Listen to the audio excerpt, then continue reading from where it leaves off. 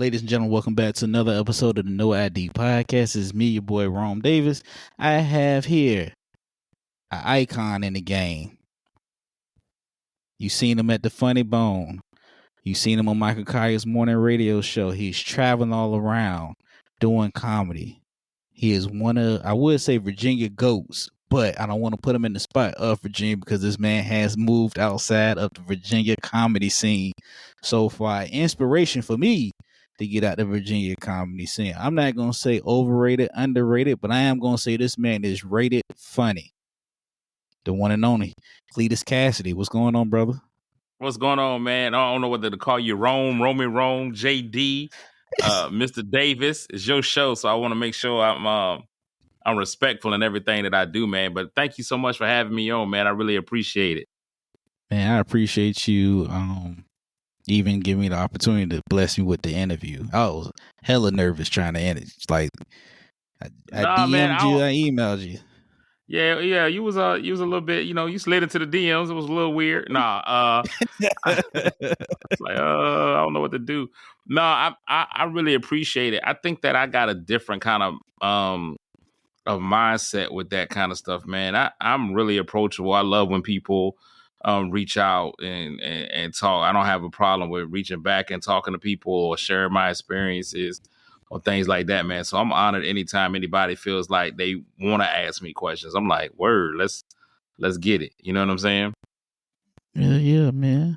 So let's get right into it. Let's get right into it.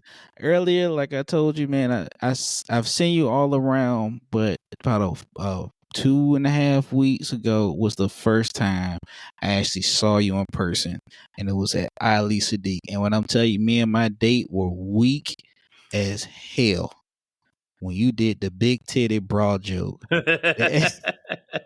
You demonstrated, and I like that's what she go through. I just want to know, how did you get your start in comedy? Like, what made you do it?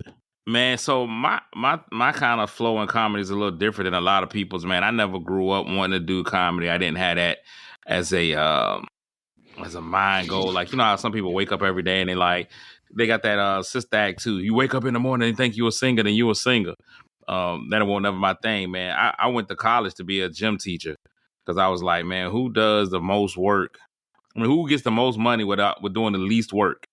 And I was like, gym teachers. I ain't never seen a gym teacher that was like, man, I had a hard day at work. Man, you throw a ball out, you go sit in the corner, you call it a day. So naturally, my personality has always been wit and things of that nature, man. And in fact, I just spoke to a group of people recently, and I let them know that humor for me had always been a defense mechanism. I use it as a defense mechanism, man. Like when I was growing up, we grew up poor because we couldn't afford an OR. That was a lot. So we can get a P and a O, but that OR was a lot, man. We ate at a restaurant called Po Folks. That's exactly what we was with it.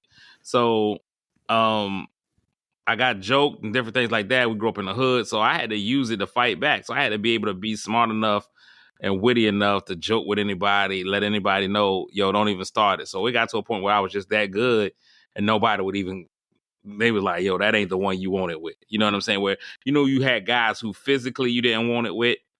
They knew verbally, yo, that ain't the one. Like, he got on a pair of tonics, man, but just let him live. So that was that. But so it was just a natural progression for me. And I think sometimes the old saying that, we want to walk into a certain path, or we want, God to answer our prayers. Like a lot of times he already got everything set up for us and he's waiting on us to walk into it. And so that's what happened with me, man. Like my stuff just ended up being where I ended up on stage. Like I went to college to be a PE teacher, ended up on the radio. From there, ended up working at BET. From there, BET just doing a stand-up. Like never been in the classroom to teach. So it's crazy. Hell yeah, man. And you're a beast. Man, I appreciate that, man. You're a beast, and I'm just up there trying to find my niche and just try to do me. I think that's the easiest thing for people. It's like you got to do me. Like I'm on that show you can't see me with. I'm opening for Ali, and to me, Ali Siddiq top 5 in the game right now. You know what I'm saying? So do you get intimidated by that? That's the thing. Do you get intimidated by being on the show with somebody that's top 5, or do you try to be like, well, look, man, it's 5 spots. You know what I'm saying? Let me get one of those spots too. So I just try to go up there and do me. And comedy subjective, so either you're gonna like it or you're not gonna like it. But I'm gonna give you the best of me while I'm on that stage. Not gonna be intimidated by it, and that's all I try to do. That's it. He is top 5. Top 5. My top 5 you work with him every day. Well, you've been on this show, and I've been on the show. Michael Collier. Okay. And how did that come about with Michael So Collier on the morning radio show? Michael Collier, yeah, I'm not on this show anymore. We just kind of split and went, separate ways on that one, man. But we Kobe and Shaq that thing. But Collier has a comedy section that he does on his show daily. Somebody recommended that I do it. He calls me. I pretty much think it's a prank call. I get a phone call. He's like, yo, this is Michael Collier. I was like, yeah. And I'm Denzel Washington. Like, I'm getting that call. He's like, no, really, it's Michael Collier. Man, can you do a set on my show? He's like 3 minutes. And I was like, all right, cool. I didn't know him. He didn't know me. Just out of the blue. I go on there. I killed the 3 minutes. He was like, yo, you killed the 3 minutes. I need you to come back again. I was like, all right, just let me know. He literally called me like that next week. He's like, yo, can you come back again? So I came back again. When I came back that time, he's like, dog, like, I just need you to start coming on more. And so I ended up going from just being a guest to end up being one of the co-hosts and producers of the show. And then kind of traveled and did some dates with him. Not sex, because then I don't want nobody thinking that went wrong. I want to make sure that got in clearly. SETS. Sets. Sometimes it's good to have a southern drawl. Sometimes it ain't. But I ended up going on the road with him for a few shows, man. We did a few cities. And so that's how that just kind of established, man. So that was cool. It was a cool period to be able to do that, man. But I'm doing mine, he's doing his. It's cool, man. But shout outs to Mike Collier, man. Just reaching out. It was on a blur. And that's the thing I tell people, like, be prepared for whatever may come for you. Like, a lot of people don't think they can be prepared for success. You gotta be ready to rock. Like, you gotta be ready to go. When people be like, all right, here's your chance. You gotta be able to take it and run with it.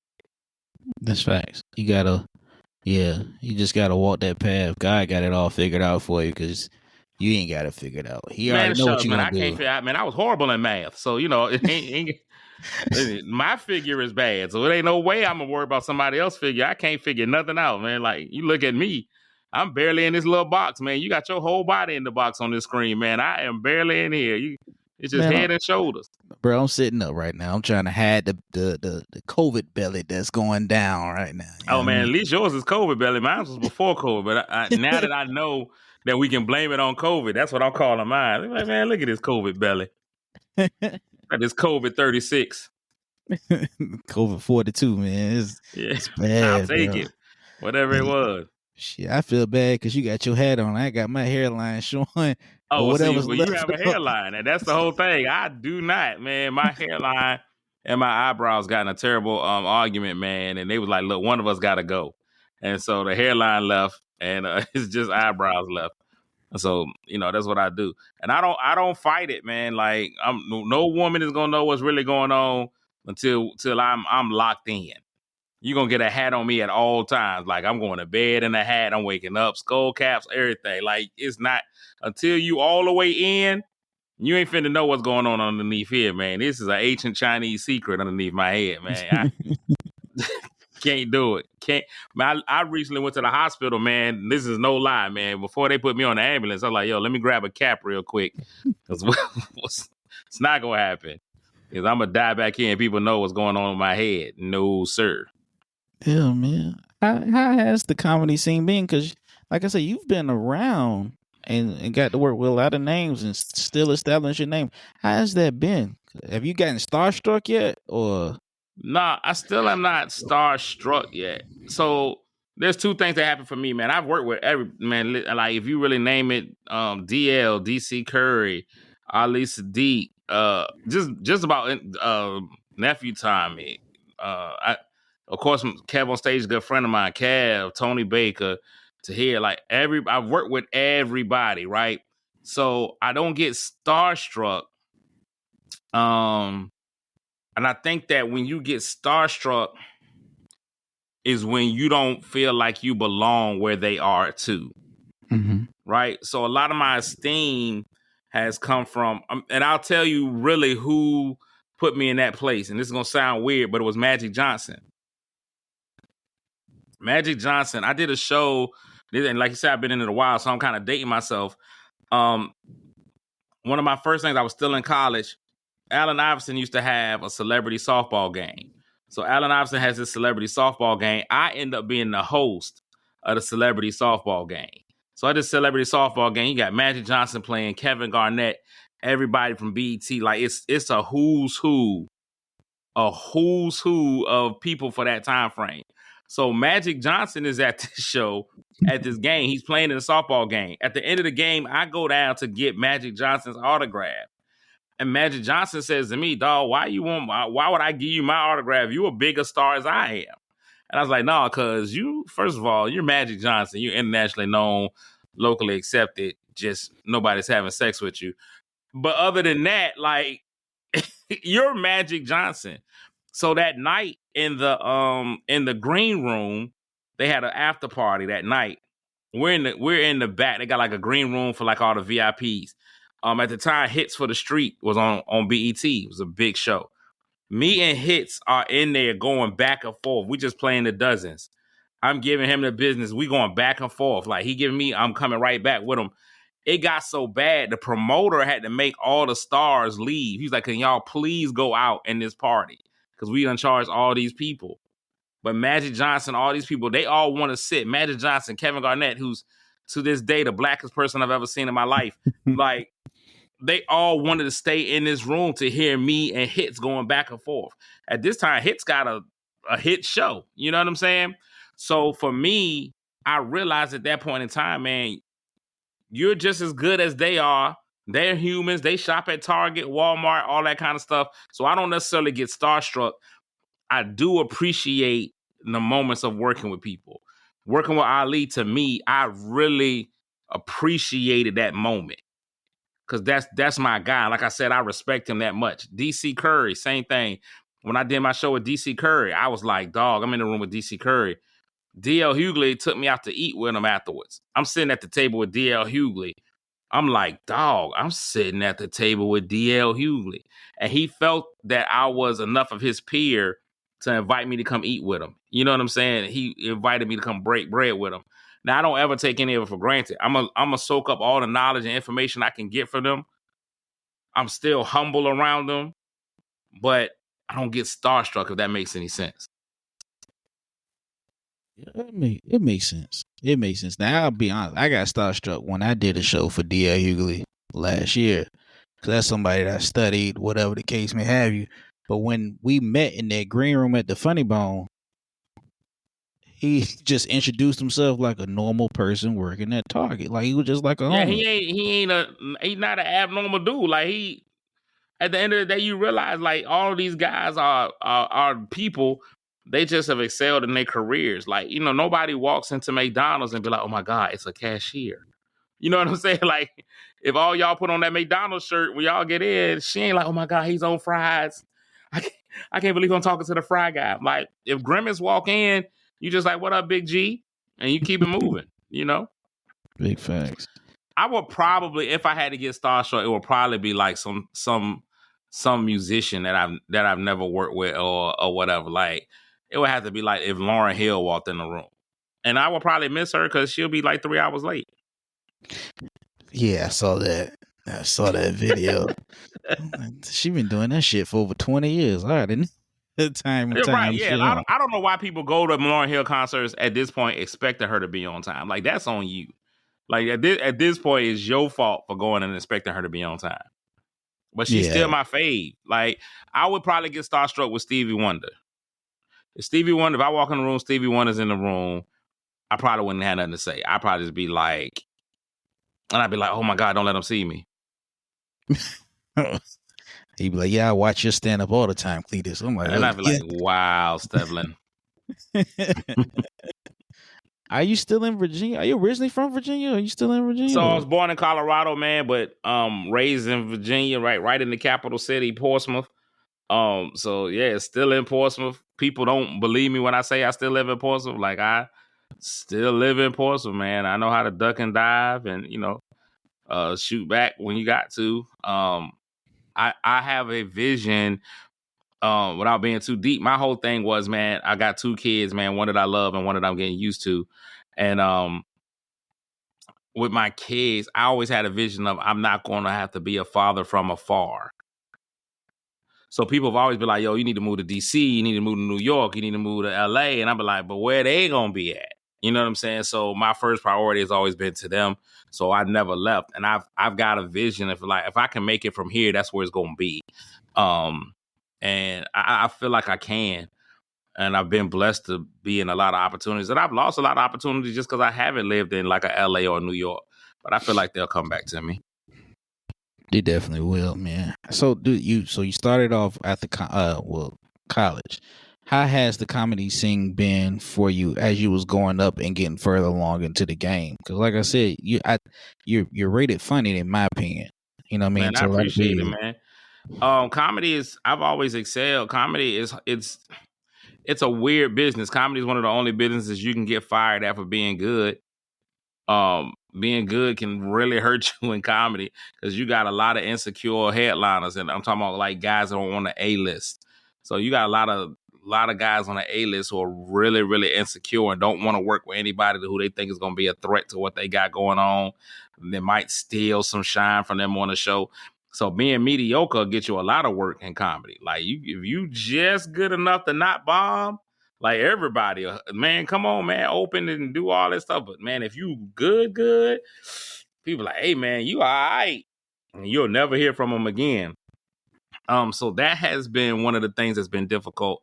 There's not a lot of collaboration. Also, the game has just changed. It used to be you had to go through the open mic circuit. Then you had to start hosting, start featuring, and building your business up, building your setup, building your material up. Now it's about, if I can get a hot viral video, I'm in. Like, if you get a hot viral video, man, that 30-second video, people will book you in a heartbeat. I watched Davis, and Davis was like, he didn't understand it. He had to learn the game. Davis was viral funny on social media. One of his first shows was the April Fool's show at Madison Square Garden. He comes out to Madison Square Garden doing that show, and he realizes, oh, no, man, this is different. I got to really do comedy. Like, I ain't got no jokes. I ain't got no material. So he had to go back and get material.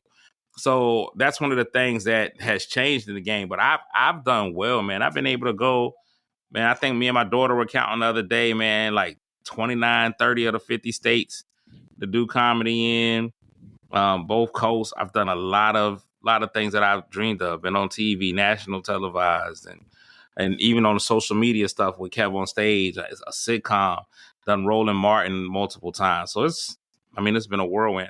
I'm writing for people that I never thought I would be writing for in a million years. So it's a good time, man. Yeah, bro. It's a blessing. It's a blessing. Like, I say it like this. It's only a few comedians that I really look up to, and I know you're not originally from here, but from somebody from Virginia that's doing what you're doing, salute. Man, Salute. I appreciate it. No, I count it. I mean, man, like, it was 3 years in Colorado. So, Virginia is really still home, man. I went to elementary school, middle school, and high school in Virginia. So Virginia is home. And there's nothing but greatness here. You know what I'm saying? Virginia has homed me and made me who I am.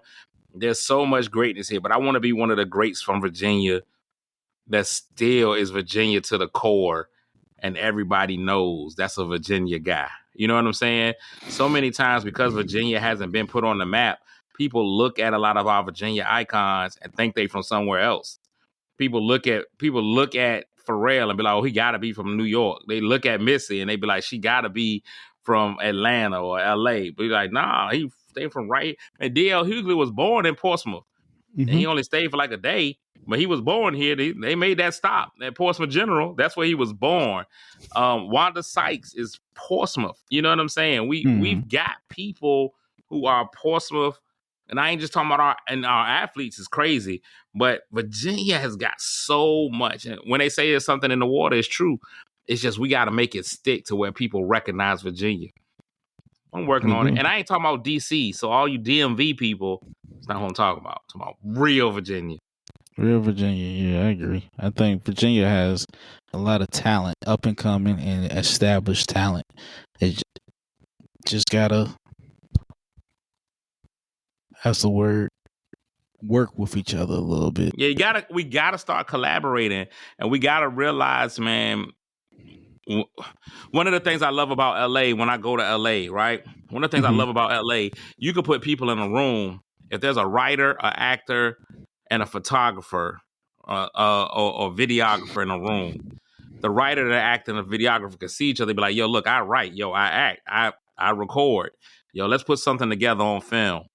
It ain't no question of who's going to get the credit for, who's going to get the money for, who's going to be the big name, nothing. It's like all three of us work. Let's put it together. It's together, and then they go about their business. They've learned how to collaborate. That's one of the things we haven't learned how to do. We haven't learned how to be like, let's collaborate. I look at Kevin Hart and the Plastic Cup Boys, right? All of the Plastic Cup Boys are talented in their own right. Naeem, Spank, all of them are talented in their own right, but they realize that if we work with Kev, if we come underneath Kev, he's taking us to places we not be able to take ourselves. So let's collaborate. Let's make Kev's shows great. Let's write for Kev. Let's make his stuff pop. And he takes us with him, and all of us are getting to a bigger place. That's the kind of collaboration I'm talking about in Virginia. Like, I want cats to realize we can all get together and do skits. Put together skits that are quality skits. We can get together or write a quality movie. All us work together rather than everybody trying to finagle their own way and only worry about them, man. If we all come together and collaborate, it'll work.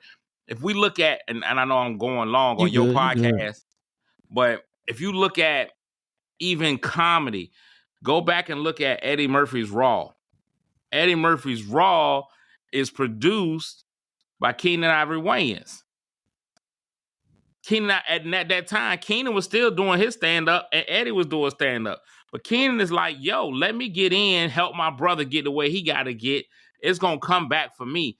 Kim is in the front. You see Kim if you ever watch Eddie Murphy's Raw, Kim is one of the people like, I'm here to see Eddie Murphy. Like, that's Kim. That's Kim Wayans, the sister. She's getting FaceTime in there. So now she's getting credits. Everybody is working together. And that's what made them great. Pryor didn't see Murphy as such such competition that he didn't help him.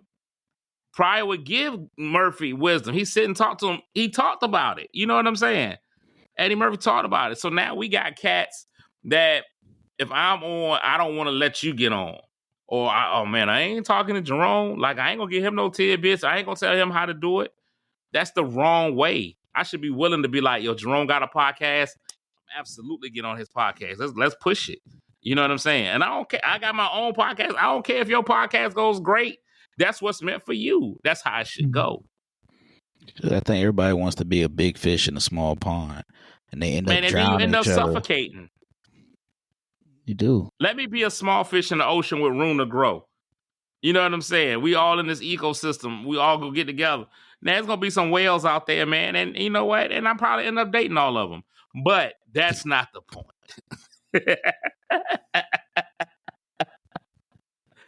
So, you know, some guys are going to date a barracuda. Some of us are going to end up with a great white. It's going to happen. Give me the beluga. Give you the beluga? I don't know. I just want the Finding Dory kind of chick. Just forget everything? Just forget everything. I'm sorry. I forgot about it. That's probably the best kind, though, man. Like, I used to want to date Fantasia before she could read.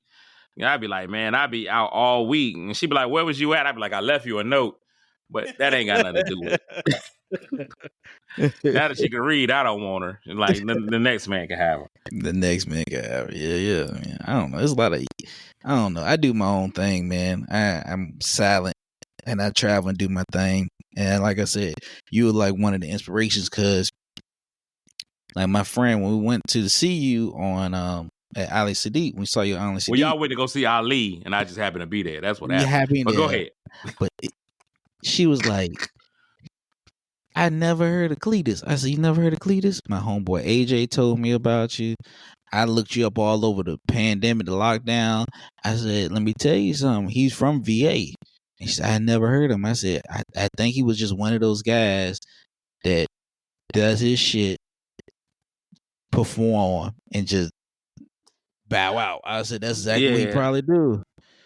And I'm horrible at promoting myself, man. That's what I know my faults. So, you know, I got to get a team of people that'll do it, man. Like the humility is a hard thing for me. Like I stay humble. I go do my show. Like you don't ever see me. And I see cats. They try to put out, yo, I'm the best in VA. Like I'm the best in the city. Like come holler at me. Like you can't nobody do what I do. And I sit back and I watch. And a lot of stuff that they say that they trying to do, like I did it. Like I've been there. Like nobody from Portsmouth had done chocolate sundaes before me. Like nobody. I've done chocolate sundaes. I've been to LA, done chocolate sundaes, got my time, got my stand ovation. Like I've done all of that. Like so now when people say that they going, like I'm the first one, you're not. You just the first one to go and brag and boast about it. But I've been known in LA. I've been all over the country. You know what I'm saying? That's on me though. A lot of people got that Deion Sanders attitude. Like they gonna get out there, hey, everybody look at me. But are you winning though? That was my fault. Deion's winning in his heart. I'm about to say, you know, they just lost 4 straight. A little tough, right? He's 4-6. It's crazy out there. But it's more Buffs. Games. Go Buffs. If you listen to it, coach. He can send us all the money you want, Deion. Must be the money. Turning me on. Must be the money. Yeah, we remember that. You can't let that down, but we remember it. Actually, you know what? I was listening to that at work today. I have no rhyme or reason to even lie to you. So what's worse? What's worse? Deion Sanders with Must Be the Money or Eddie Murphy with Party All the Time? I actually like Party All the Time. My girl likes to party all the time. If you want to, I don't know what Eddie was on. But I hope he never gets on it again. If you want to see something that's bad, look up the song he did with Michael Jackson. What's up with it? I saw that. That whole singing career. Now, by far, I think the most talented individual probably walking this earth right now is Jamie Foxx. Facts. It's just like Jamie Foxx is one of the few people that can find himself top 5 in multiple categories. If you want to be like voice, if you want to be like music, you can easily put Jamie top 5 because he sings, he plays, writes. You can easily put Jamie top 5 music. Comedy, you can easily put Jamie in his stand-up top 5. When you start talking about like a part of his career that a lot of people look over is Jamie does impressions. So if you want to be like impressions, you can put Jamie up there. Then the acting, you can put Jamie up there. Like he plays pickleball, which is probably right now my favorite sport. Like you can't miss what Jamie is doing. Jamie had it mastered. Eddie, though, he shouldn't have sung. But when you got enough money and you got people around you that's just going to be like, yes, that's how you end up with that album. He did reggae for a couple of years, too. They be like, man, Eddie, you killing them, dog. You sound just like you from the island. 1, 2, 3, Eddie. No, you should have. Somebody should be friend enough with Eddie that been like, nah, cuz no, Edward. That's what they should have brought out. They should be Edward Murphy.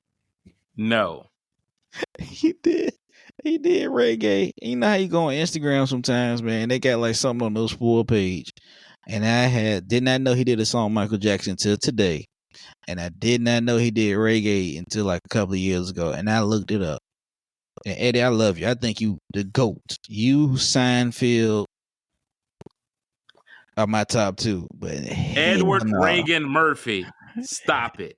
Hell That's his middle name is Reagan. Edward Reagan Murphy. I was like, shit. Stop it. Shit. But his genius is impeccable. I hate to go on like an Eddie rant, but like Yesterday I was watching I Spy with him and Owen Wilson. That movie from when he was a boxer in like 2002 or whatever. Great.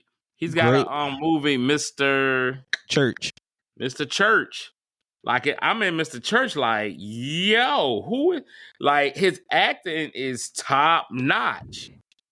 Just don't sing. Edward Jimmy Got Soul. Listen, that role in Dreamgirls was made for him. An album? No. Let Jennifer Hudson sing an album. Let Beyonce. You were not here for that. That's not why you were here, Edward. Edward Reagan Murphy. Stop it. Don't sing no more. He can date all the singers he wants. He was married to a Spice Girl. He dated Johnny Gill, but just don't sing anymore.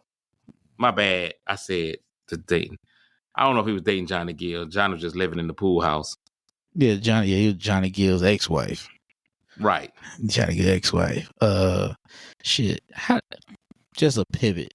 Now you see a lot of people doing comedy. You see everybody doing comedy. They going from transition from skits to stand up to skits, and even music to stand up. Is there ever been like a moment like, man, this guy should just stop outside of Edward Reagan Murphy doing music? Has he ever been anybody like, it might not pivot for him a little bit? He might want to focus on something else, or do you like, just keep going? Don't quite curl. I say it all the time. So, but here's the thing about comedy. First of all, comedy is subjective. So just because I don't think it's funny doesn't mean that there isn't a group of people out there. You just got to find a group of people that thinks whatever you do is funny. I'm a comedy purist. Like, I study comedy. So I know the difference between stand-up comedy, physical comedy, storytelling, slapstick, all of those different things. Like, I'm into the rules of three. I know what callbacks are. Like, I can physically tell people what the formulation of a joke is, but I can't tell you how to be funny, right? I think that one of the problems that we have now is that there's two different levels of comedy and people aren't differentiating between the two. There never used to be the advent of social media. Social media, I say, is always a double-edged sword. The good thing about social media is it gives everybody a voice. The bad thing about social media is that it gives everybody a voice, right? It's a whole lot of people you shouldn't be hearing from. So now, because of social media, there weren't ever really amateur comedians when we were growing up, right? Or back in the day. There was if you got into comedy, you got into comedy because that's what you were trying to do. Now you got people who just dibble and dabble. They do it just to get some views. We just trying to be silly on film so that I can get views. The more views I get, the social media pay me a check. Like, so now you see a lot of people doing stuff that it really wasn't before. And that's in all of the different lanes and genres of comedy. So like when people are doing parodies, I ain't mad about people doing parodies. I just want you to be good at it. And if you're going to do any of those things, to me, go be a professional about it. Really get into it, because I take the craft seriously. But a lot of people don't. They just out there. They be like, yo, dog, I can make some money real quick. Let me throw anything on film, and I'm there. Let me just get on stage. Let me go to a comedy class real quick.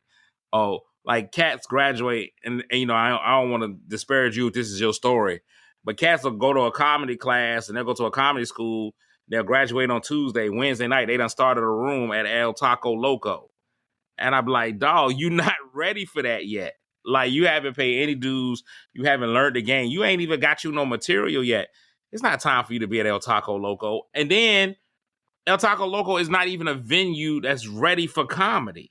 Like, we disrespecting the game by just throwing it up in the lobby of McDonald's. Like, that's not what we need to do. So what I see in the 757 that hurts me is I'll see 25 people try to do a room per week. And everybody's got the same 7 comedians. Now, y'all all doing these shows, the same 7 comedians. Y'all all getting in. It's either get in free or it's $5. And then when you try to put on a show and you be like, hey, I got $25 tickets. And you be like, why won't nobody pay for my $25 ticket? Because I saw you every day this week at El Taco Loco for free or for or for free beers. Listen, if we get together, right, we can create a comedy scene. We get together, we say, look, we only gonna have one mic. It's only gonna be one open mic, and it's gonna be in a nice place. We're gonna get everybody to go there. And guess what? You can't get on that mic every week. If you're gonna come to that mic, you're gonna do it. You're gonna do well with it. You're gonna work, but you ain't coming back for like 3 weeks. Now we're gonna rotate in 5 or 6 people. That way we don't have people doing comedy marathons where the open mic is 74 people getting 3 minutes apiece. Who wants to sit through that? I love comedy and I'm not sitting through that. Now, if we cut it down to 10 people getting 10 minutes apiece and they can actually get in there, now you got comics coming in and actually being able to work on material. Because I got 10 minutes. I can work. I can learn the whole game. I can learn how to come in with an open. I can learn how to close. I can learn how to do side crowd work because I've actually got time. 3 minutes, I get to work on a joke. Maybe 2, depending on what type of style you have. Hey, cut it down. Let everybody come in. But that takes people thinking outside of the box and thinking about me. I want a room at El Taco Loco. Calm down. Let's make the whole comedy scene better. Then we'll be better. And we become one of those cities like DC, New York, where people come and they know, oh, it's good comedy here. It's great comedians here. And when we actually train our comedians and get them worked up, we can send them anywhere and everybody knows, oh, no, if it's a comic coming from the 7-5, he gonna be fired. Because people talk. Like, I go other places. I'll go to other cities and they'll be like, yo, Clee, yo, we had this go. I will never forget comedian Hamburger. Hamburger came here. He did a show. After the show, Hamburger calls me. He's mad at me. Mm-hmm. I was like, yo, I wasn't on the show. He's like, yo, why are you not training these young cats up? He said, man, I was on the show with these cats. And I can't take none of these cats to New York. I can't take none of these cats nowhere. They not ready. And he said, it's up to you as an old head to get them together. And I'm like, dog, they don't listen to me. I was like, these guys already know. They know everything. They took a comedy course or they saw a video and now they got a room at El Taco Loco. Dog, it was 15 people at their last show. You can't tell them nothing, cuz. It's crazy. It really is, man. My fault. That was just me letting it out, man. You allowing me to it's get it off my chest, my ample bosom. I've been doing it 4 years, and I had 2 years in the lockdown. So I've seen it, and I've seen people go in. I've seen people flame out, and I'm like, it's perks to having a room, and then it's downsides to having a room. Perks is you get to perform. Downside is you don't get to perform. So if like an opportunity comes up on a day that you have that room, you gotta find somebody to host. You can't find nobody to host, then you missed out on a golden opportunity to actually go towards another market, like a whole demographic. Like, I'm not known, so I'll take a chance on any room. Friday I did this past Friday I did Suffolk Arts and it had an open mic. Tomorrow, or when this podcast come out Wednesday, I have one at Amber Music Hall. Thursday, I got an audition with AGT. Friday, I'm back in the open mic again. Saturday, I'm at an open mic. Sunday, I'm at an open mic. But I never wanted my own room because I feel like that kind of slows my progression because I can't focus on my jokes. I got to do hosting all the time. I may get some improv in there, but it's this, you burn out your comedians. You got to promo, you got to do all that stuff. And so for me, let me say this. I don't want to discourage you in any way. Like if you're doing these mics, I think what you're doing is not so you got people who are just stage hungry, right? Mm-hmm. They just want to get onto a microphone. There's a difference between doing it with a plan. Like you thought this thing through. You doing this because I need to work on my material. I need to get better. I'm doing this audition. I'm working this material. I'm getting here, and I'm building up my name. I'm okay with that. I'm okay with you having that kind of philosophy. Like this is part of my work. This is part of my training. I'm talking about the people who be like, dog, I've trained all I need to train. I right now, I'm top 5 in the game as I've been doing this for 36 minutes. Give me El Taco Loco. Like, no, dog. Like, calm down. There's still so much for you to learn, so much you're going to experience. Like I knew what I was gonna do. I've even had a strategy. Like the first time I did a show in Philly, like I don't even think I charged the dude to bring me to Philly. Like he was like, "Yo, I want you to come do this show in Philly." I probably was like, "Yo, give me 2 cheesesteaks, I'm there." But there was a purpose in it because I knew that when I went to go do this show in Philly, I knew once I'm seen, I'm in now. You know what I'm saying? So the same guy called me later. He was like, "Yo, I want you to do this show," and I was like, "Yo, this is what the price is now." He's like, "Oh man, I was the first one to bring you to Philly." True, but I was banking on me. I just needed to be introduced to Philly. You know what I'm saying? So I need to do that. Have strategies, have goals. Sit there and look, see where you want to be and what you want to do. It's cats is doing comedy right now, and you go back and ask them, well, what do you want to do in comedy? Where do you want to be? What do you want to do? What are your goals? And yeah, never knew there was gonna be a question like that. Dog, it should be. What are your goals? If it's a financial goal, if it's a placement goal, if it's just an accomplishment goal, achievement goal, you should have some goal that you're working with, even in your comedy. If you want to just be like, man, I want to be able to say that I got an hour of material. That's a goal. You know what I'm saying? If you're like, man, I got 5 minutes right now. I just want to get to 15 solid. That's a goal. That's when I know that you progressing and you really trying to do this thing, man. You should have goals. Sure. My bad if I don't got up here got preaching, man. My bad. You okay? You okay? Because my thing is when I start hitting all the mics is the reasons because I either got something big coming up or I got a show coming up, and that's why I hit up all the mics I can. My goal in comedy is just to be great. I have done 30 minutes. I have done this. Do I feel like I'm the best in the 757? Hell no. Nah, because I don't want to limit myself. Like coming up 4 years, I got OG by a couple of people in the game. Joe Willis, Lionel Harris, Rondell Wood, a couple of people was OGing the hell out of me. I was like, what the hell? No, I'm great. I'm doing it. Man, I learned so much in them 4 years and in the lockdown, a lot more in that lockdown. And the writings changed. But like I've seen, I think once I had a buddy when I was first, we was coming up together. He was getting T-shirts made. He was getting merchandise made up, and I'm like, bro, this is my first year. This is our first year, and he got T-shirts made up. He hitting up the local TV station to try and get a showcase on the local TV station, and I'm looking at him like, man, I don't think this shit I don't think this gonna go the way that you want it to go, because we went to comedy school and we only knew about one mic at the time, and that was Kazi's.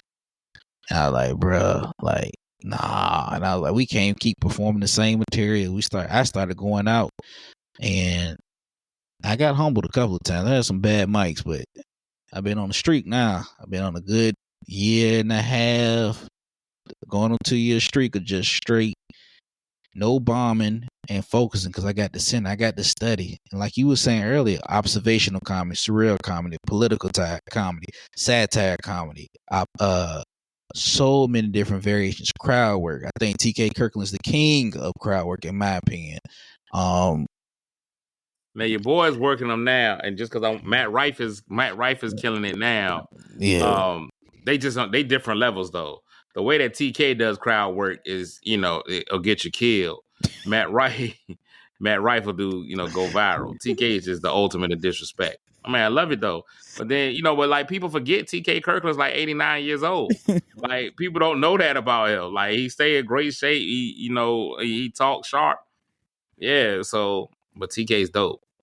TK's dope. Matt's dope. Matt has. And people think his rise is mediocre, but he been at this since he was like 15, 16 years old. Matt Rife has been working, and he just finally got his break. And so that's the thing, man. Like, I think people just got to you got to keep pushing. You got to keep doing what you got to, you doing. I love to see the drive and the determination in people, man. I want to see them to keep going. keeping the first thing, man, is being funny, getting good material, and being solid in yourself.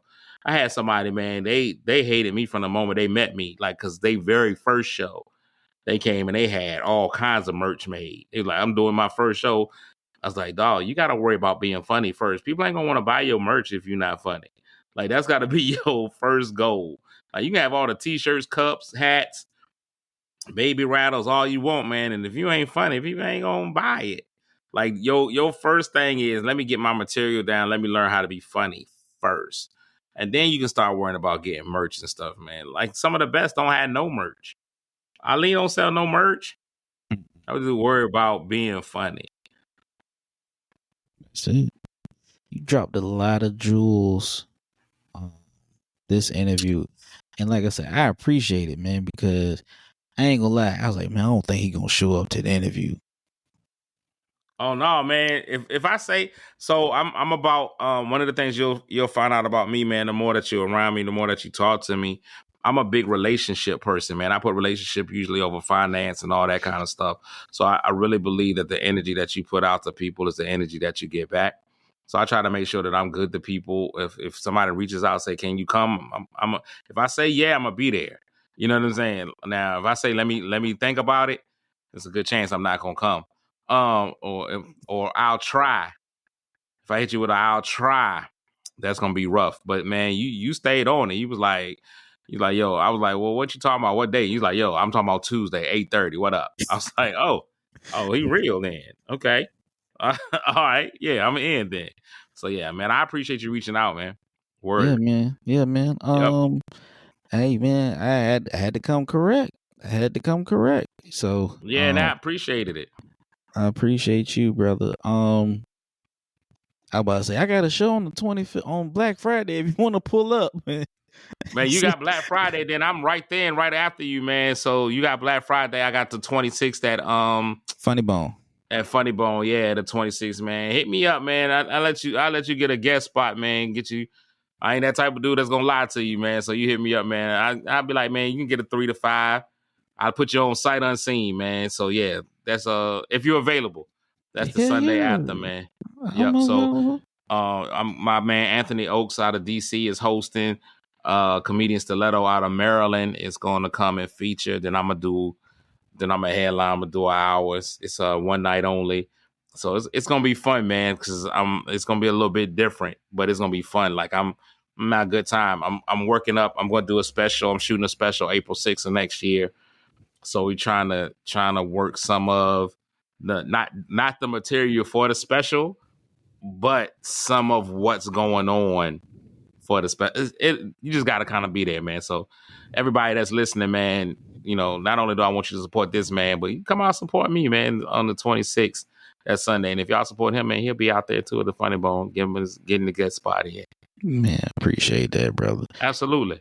Man, make sure y'all follow this man, Cletus Kassady. It's Cletus Comedy. At Cletus Comedy on everything, man. At Cletus Comedy on Twitter, Facebook. It's branding. It's Twitter, Facebook, Instagram, Christian Mingle, all of them, man. You can find me right there, man. Yep.